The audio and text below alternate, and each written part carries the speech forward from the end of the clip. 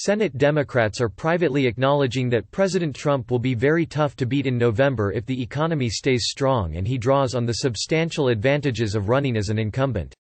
Publicly, Democratic lawmakers are putting on a brave face, but behind closed doors anxiety is mounting over the unraveling of former Vice President Joe Biden's White House bid and the failure of impeachment to put a dent in Trump's approval ratings.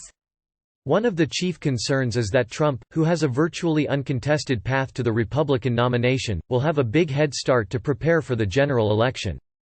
His re-election campaign is already spending heavily to reach out to voters on Facebook, and the Republican Party is solidly unified behind him. Meanwhile, Senator Bernie Sanders's (IVT) victory in Tuesday's New Hampshire primary has made clear to some Senate Democrats that the party's primary is likely to drag on for months.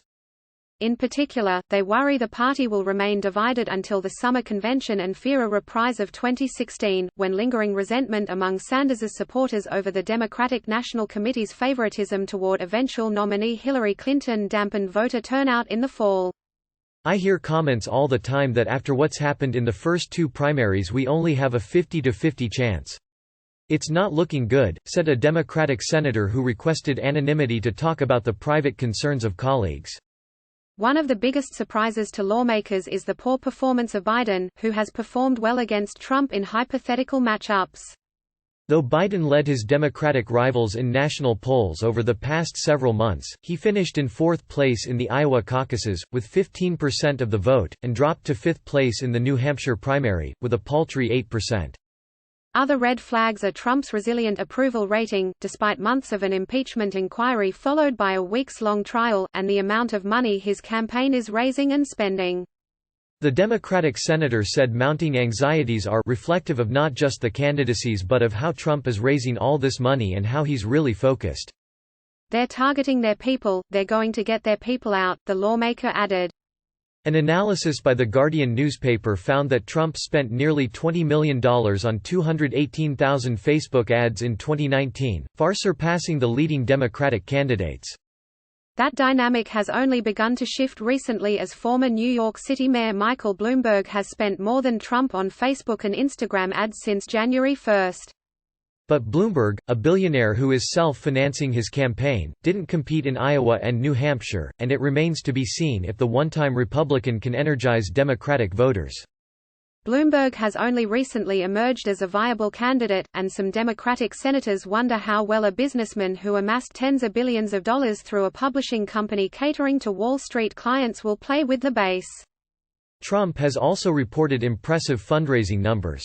The Republican National Committee and the Trump campaign said they raised $60.6 million in January and $525 million since January of last year.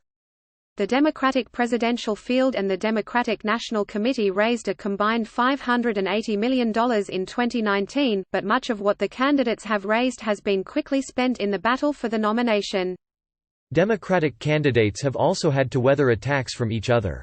Sanders and Senator Elizabeth Ann Warren, Bloomberg making debate will show how other candidates handle an egomaniac billionaire Klobuchar campaign gets first super PAC HuffPost reporter, Sanders could win plurality of delegates but lose nomination more mass, are absorbing blows for their support of Medicare for All, while former South Bend, Indiana, Mayor Pete Buttigieg has been knocked for his lack of experience.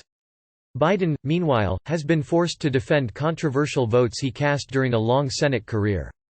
Several Democratic candidates, including Biden, Sanders, Warren and Buttigieg, are beating Trump head-to-head in recent national polls, but the president had a small lead over every potential rival except Biden in Wisconsin, a key battleground state, according to a Marquette poll in December.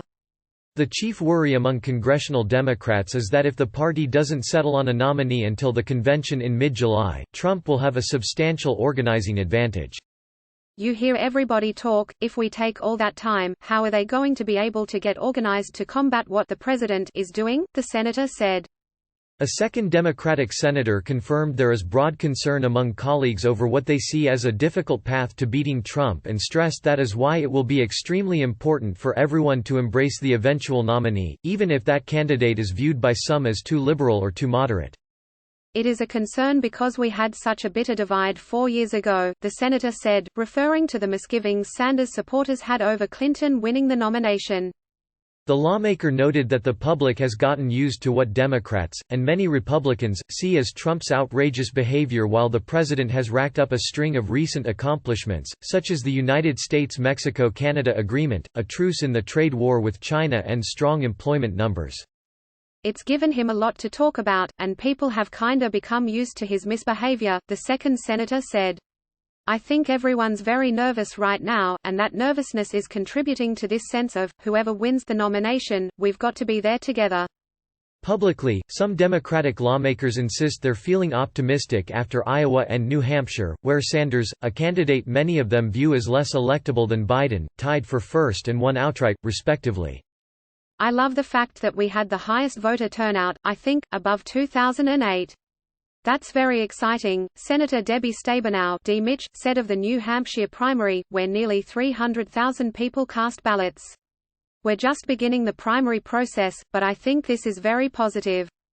Turnout in Iowa, however, was below 2008 levels. Stabenow acknowledged the picture is muddled heading into Super Tuesday on March 3. Asked to name the front-runner at this point, she responded, I don't think there is one. But she argued that fellow Democrats need to calm down. As usual, we as Democrats are always panicked. And it's too early to panic, she said. Democratic lawmakers, however, were dismayed by signs that Trump's approval ratings got stronger over the course of the impeachment process, which fired up the GOP base and failed to register as a priority among independents and swing voters, even though a large majority of them agreed with Democrats that new witnesses and subpoenas should have been considered at Trump's trial. The president's approval rating has been trending up since the end of October, when Democrats had the most political momentum behind their impeachment inquiry after two associates of Trump's personal lawyer Rudy Giuliani. We should listen to John Bolton. TheHill's Morning Report, Sanders on the rise as Nevada debate looms. Democrats worried about Trump's growing strength. More were arrested at Dulles International Airport, and former U.S. Ambassador to Ukraine Marie Yovanovitch testified before the House. The president's approval rating dipped to 41.6% on October 26 but has since climbed to 45.3%, according to an average of polls compiled by Real Clear Politics. Trump registered a 49% job approval rating in a Gallup tracking poll in early February, the highest mark since he took office.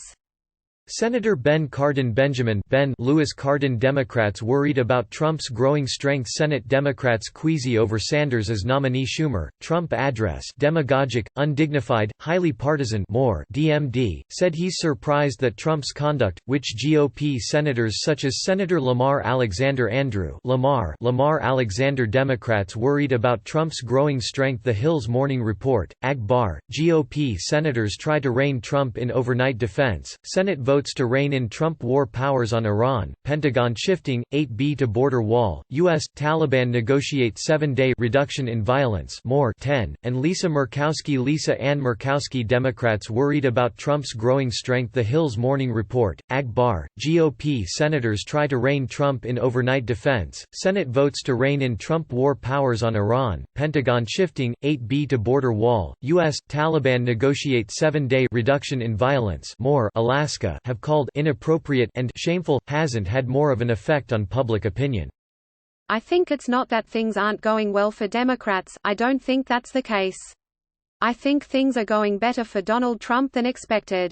I would have thought the people of this country would not want someone who lies as president, would not want somebody who demeans others, Cardin said. All these things are just against our values, he added.